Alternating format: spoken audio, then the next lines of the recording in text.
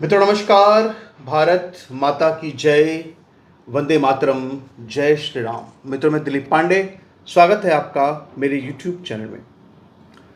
मित्रों आज हम देश के एक बहुत ही ज्वलंत मुद्दे पर चर्चा आपसे करेंगे। वैसे तो आप देखिए संसद चल रही है और अयोध्या में जो चंदा चोरी की घटना हुई है उस घटना का राजनीतिक लाभ उठाने की पूरी योजना उत्तर प्रदेश के अंदर समाजवादी पार्टी और देश के अंदर जो राष्ट्रीय पार्टियां हैं उन्होंने बनाई हुई है। और इसी के षड्यंत्र के तहत कहें तो पप्पू यादव, आप जानते हैं पप्पू यादव जो कि निर्दलीय सांसद हैं और वो हिंदुत्व के विरोध के लिए कुख्यात रहे हैं। कुख्यात खुल करके गांधी परिवार का समर्थन करते हैं। जो मैं अगर कहूं तो देश को आज इस स्थिति में गजवाए हिंद के दरवाजे तक पहुंचाने में एक प्रमुख भूमिका अगर किसी की है तो वो गांधी परिवार की।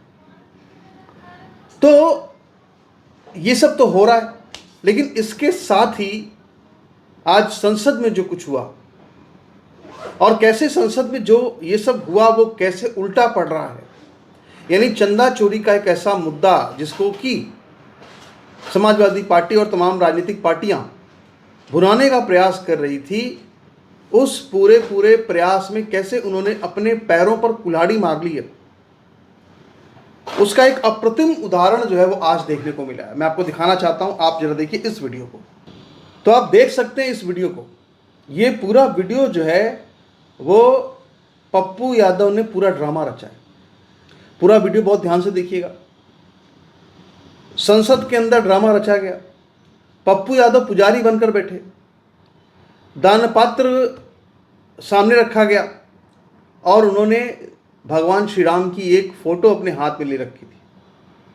सबसे ज़्यादा घोर आपत्ति जो मुझे है और जो लोग उसको नोट नहीं कर रहे हैं और उनको नोट करना चाहिए, इसमें श्री राम मंदिर जो जन्मभूमि का मंदिर है उसके पुजारियों का तो जो अपमान किया गया है उसका कोई मतलब ही नहीं है।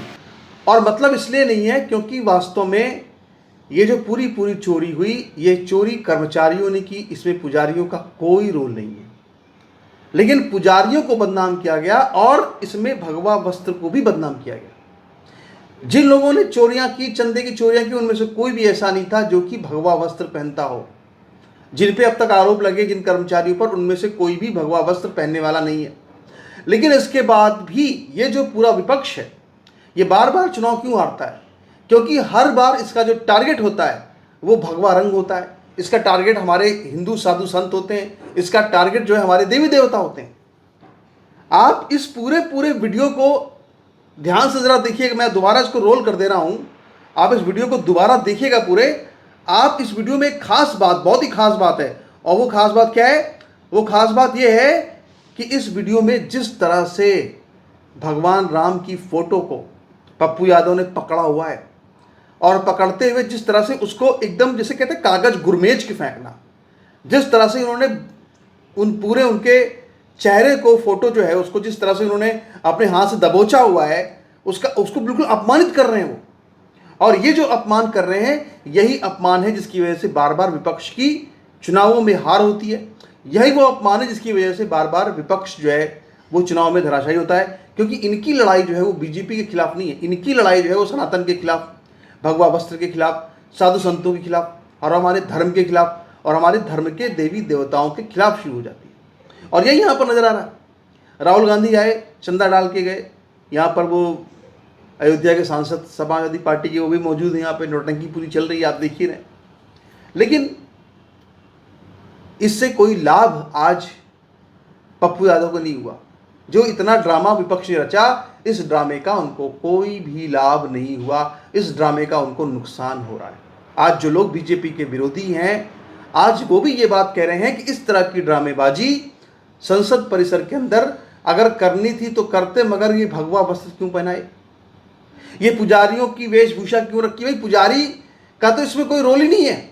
और जहाँ तक चंदा चोरी की बात है उसको लेकर के हालांकि ये बात सही है कि मैं लंबे समय से वीडियो नहीं बना सका था, लेकिन मैंने लेख एक दो लिखे थे और उसमें मैंने अच्छी तरह से आरएसएस के जो प्रचारक हैं और इनके जो इसका जो पूरा रोल रहा है इसमें, उसको लेकर के हमने पूरी तरह से इनकी धुलाई कर चुके हैं आरएसएस की। लेकिन ये अगर देखा जाए तो ये मामला उतना साधारण नहीं है। ये मामला उतना, चंदा चोरी का मामला उतना साधारण नहीं जितना दिखता है, क्योंकि हमारी जिन लोगों से बात हुई, जो लोग इसको इन्वेस्टिगेट करते रहे या जो इस मामले में अंदर तक जाते हैं, वो इस बात को कहते हैं दबी जुबान से कि ये तार जो है ये काफ़ी ऊपर तक भी जुड़े हुए हैं। यानी जो लोग दिखाए जा रहे हैं ये तो सिर्फ इनको बलि का बकरा बनाया जा रहा है, छोटी छोटी मछलियाँ फंसाई जा रही हैं, जो बड़ी बड़ी मछलियाँ हैं उनको बचाया जा रहा है, ये बात सामने आई। तो हर बार की तरह इस बार भी जो समाजवादी पार्टी है या समाजवादी पार्टी एंड कंपनी, उसने पूरी तरह से एक मौके को गंवा दिया।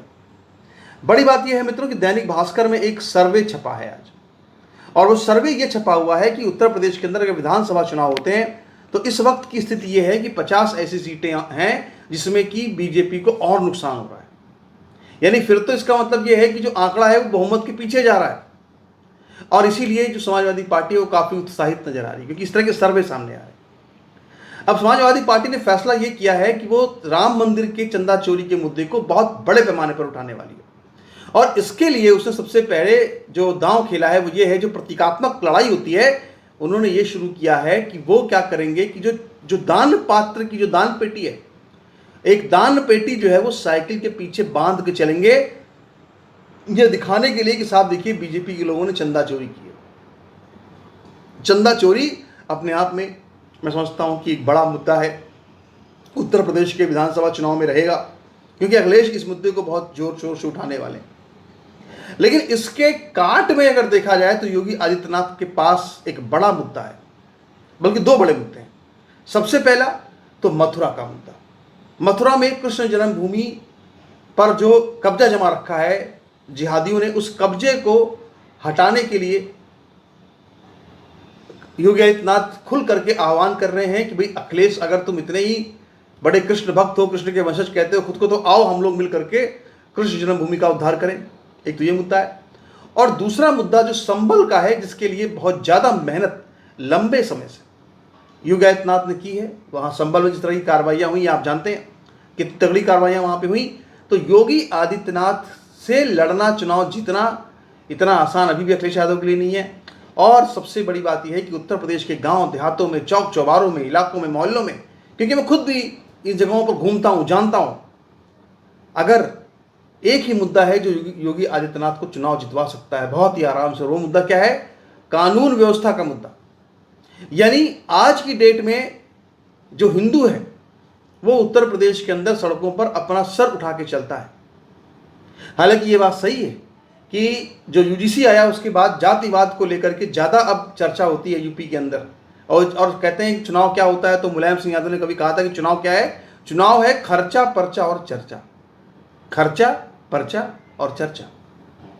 तो चर्चा जिस चीज़ की हो रही है, चर्चा किसकी हो रही है? चर्चा तो जातिवाद की इस वक्त हो रही है, यूजीसी की हो रही है, भरत तिवारी कांड की हो रही है, हत्याकांड की हो रही है, तमाम चीज़ों की हो रही है। लेकिन बड़ी बात क्या है? बड़ी बात यह है कि जो योगी आदित्यनाथ की जो एक सरकार है उसका जो मुद्दा है वो कानून व्यवस्था बनेगा। और अगर कानून व्यवस्था एक बड़ा मुद्दा बनता है तो ऐसी स्थिति में अखिलेश यादव के लिए दोबारा मुख्यमंत्री बनना कहीं से भी आसान नहीं होगा। वो उनको बहुत कठिन अग्नि परीक्षा देनी पड़ेगी 2027 के चुनाव में। लेकिन ये जो चुनाव होने जा रहा है, इस चुनाव को लेकर के जो हलचल है, जो राजनीति है, जो प्रतीकात्मक युद्ध लड़ते हैं राजनीति का, जो ड्रामेबाजी होती है, जो नौटंकी होती है, वो अभी से शुरू हो गई है। और ये सबको पता है, ये सब जानते हैं कि उत्तर प्रदेश कितना बड़ा राज्य है उसकी, और कितना बड़ा उसका पॉलिटिकल स्टेक है, और क्या क्या उस पर जो है वो दांव में लगा हुआ है। तो आपके इस पर क्या विचार है? अपने विचार रखिएगा और अपने कमेंट्स कीजिएगा, वीडियो को लाइक कीजिएगा, वीडियो को शेयर कीजिएगा, चैनल को सब्सक्राइब कीजिएगा। नमस्कार, धन्यवाद।